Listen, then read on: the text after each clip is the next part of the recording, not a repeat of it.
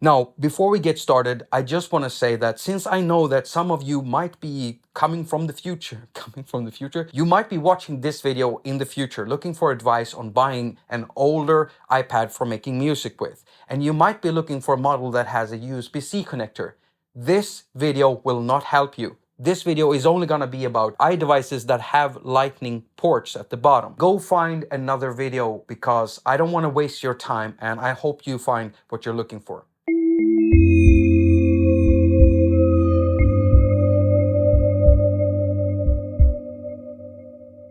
So I'm about to jump out, but I want you to guess from where I'm gonna jump out. I've been jumping out from under the bed, under the table. I've been walking out from under the camera, and I've also been walking right through this door. And here I am. It's very climatic, I know. Now look at how bad it looks when you're tracking yourself in 30 frames per second. It's very, very choppy. This is why you want to film in 60 frames per second, but I can't do that with my DSLR camera I've started using because it only goes up to 30. Hello and welcome to attaQ. My name is Jakob. Why am I pointing at you? My name is Jakob. I'm your host and you're watching a attaQ episode. In this episode, we're going to talk about buying an older iPad for music making. Over the years, I've received so many questions about this topic from so many viewers. Is it worth buying an older model? How old can it be? How old is going to be useful? How old is going to be useful? I think you understand what I mean. I'm Swedish, that's why I can't English properly. I need two parts for this video to work, and that is, I want to be able to present kind of a baseline, something to compare models to, like what is too old and what is old but still works, and also a way of comparing models using these baselines. And I've finally found a way to do that. So the first thing I'm going to do is to introduce you to a site that you might know about or might not know about, but it's called GSM Arena. Now, the reason to why this site is so good is because it allows you to compare iDevices side by side. So you can compare all of the specs, the speed of the Wi-Fi, you can compare the processing units, the amount of RAM, everything. And that's great. So now that you know about this site and have something to compare models with, then all you need is some kind of a baseline. And that's what we're gonna talk about next. So I'm gonna show you 3 iPad models. Right over there, we have an iPad mini 1. It's really old. It has the same specs as an iPad 2, basically. It's very, very old. This thing can only run up to iOS 9 and is no longer supported by Apple. You cannot update this anymore. It goes to iOS 9 and that's it, it's full stop. It's a 32-bit unit, so it's not even compatible with many of the new apps. And a lot of the older 32-bit apps have been removed from the App Store. Then that's something you need to consider if you want to buy a really old device such as the iPad mini 1.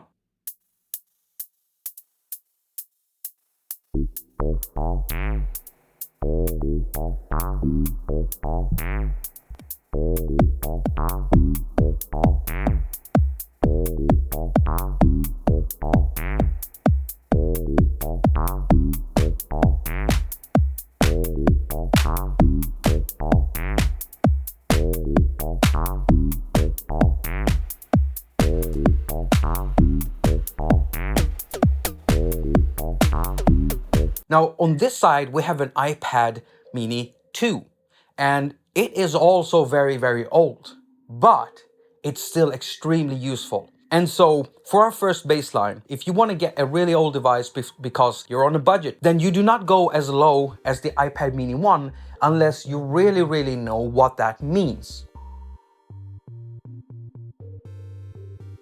I recommend getting an iPad mini 2 and up, because the iPad mini 2 can actually run iOS 12. I'm running iOS 12 right now, and I've got Core Gadget running on it. As you can see, it's got a lighter color scheme. Maybe you can't see that. So right now it's running the older Core Gadget version, and it's not running the Core Gadget 2.0 version, and I'm not sure if I can. I didn't update it before I started it up, but this thing can run quite a few gadgets before it actually starts, choking on itself. You do get a bit of latency on an iPad mini 2. Same thing if you want to multi-track stuff in something like Cubase or Aria or GarageBand. When you are doing audio work and you're working with big audio files, you need a lot of RAM.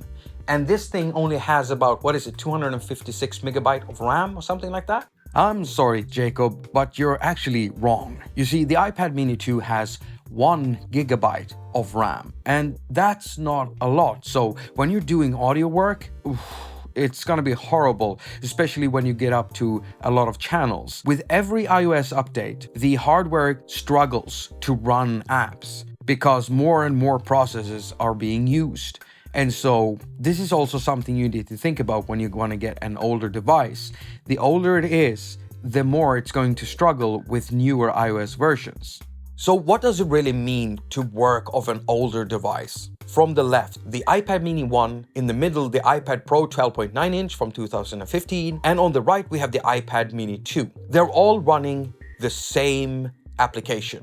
Cubase from Steinberg, the latest version, which is pretty cool because the iPad mini 1 is actually running iOS 9, since that's the limit of the iOS version it can run. The other two are running iOS 12.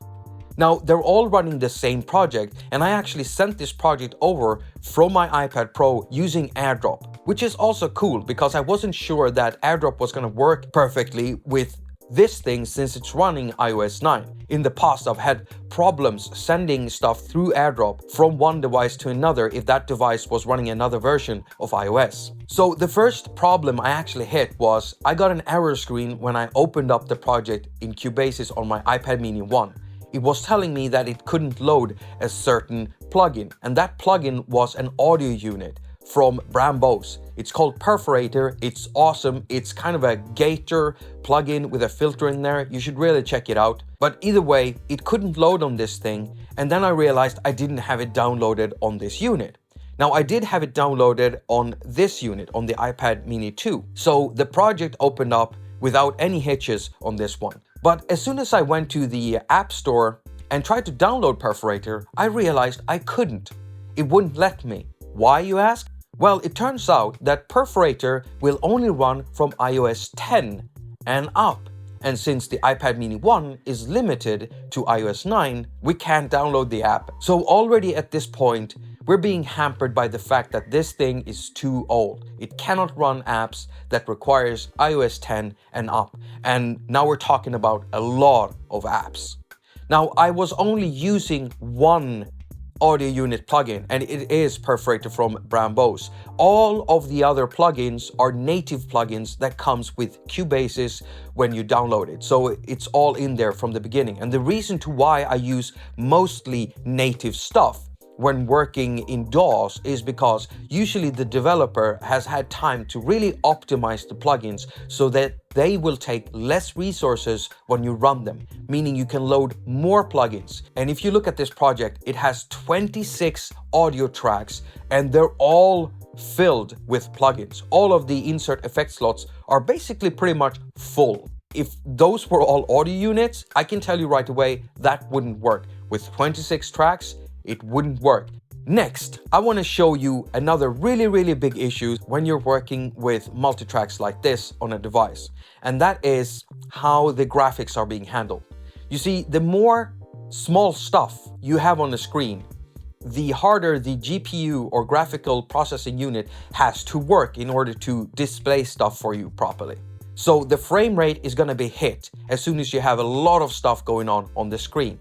And on the iPad Pro, we can see that in the zoomed in mode, it's pretty smooth. And even if we scroll up to where we have the drums and zoom out, then we can still pretty much scroll through the project and it is kind of smooth. It starts struggling over here, but it's not that bad. And once we hit a place where we don't have that much going on, it's really smooth. So over on the iPad mini 2, we already have a frame kind of issue. So if we zoom in, it gets smoother, but I don't know if you can see that, but I can see that the frame rate is not that good. So if we zoom out to where we have loads of stuff loaded, it's gonna start struggling. And if I do this, you can see that, yeah, you can kind of count the frames. It's stuttering quite a lot. But as soon as we zoom in, that stuttering disappears because there's less stuff for the graphical processing unit to handle. Now this really becomes an issue when we go over at the iPad mini 1. So let me show you. Okay, already when I'm zooming in and out, you can see that it's got a delayed response. And it takes quite a while for it to actually, stop moving. And the frame rate is really low on this thing. And let me show you what happens when we go to the drum section, zoom out, where we have all of it being displayed. And it's really struggling now. And I'm just gonna do this, and you can really see how it's struggling. And this can really affect your creativity when you're working with bigger projects. So does it run?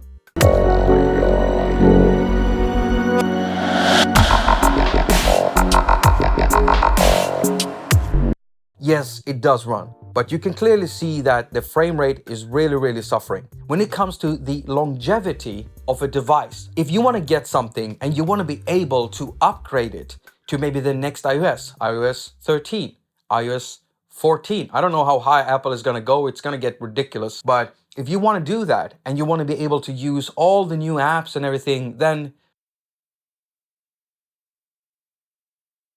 maybe not so smart getting something as old as the iPad mini 2, because I don't actually know how far this will bring you. So it is a 64-bit device, and so it could probably run iOS 13, but I don't know if it would be able to run, any versions above that, like iOS 14. So longevity is something you need to think about. Also, when you're buying a used product, portability is an actual thing with these iPads, and especially with something like a mini unit. If it comes with a bad battery, how hard is it going to be to replace it? Can you do it yourself? What will it cost you?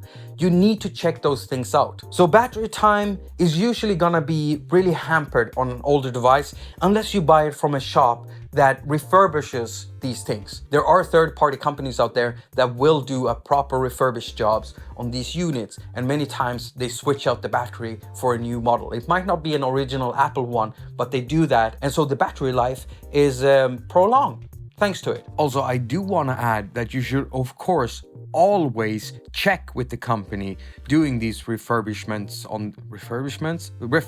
these iPads and iPhones, and ask them if that includes them switching out the battery. Sometimes it says so, in the actual description of the unit you're supposed to buy, but sometimes it doesn't, and so you don't know. You need to check that. Always ask before you buy. So as a final word on the iPad mini 2, I also want to add that you can edit videos on it, but if you use something like LumaFusion and you fill up 3 tracks with video, 1080p, 60 frames per second, editing is gonna start getting jerky.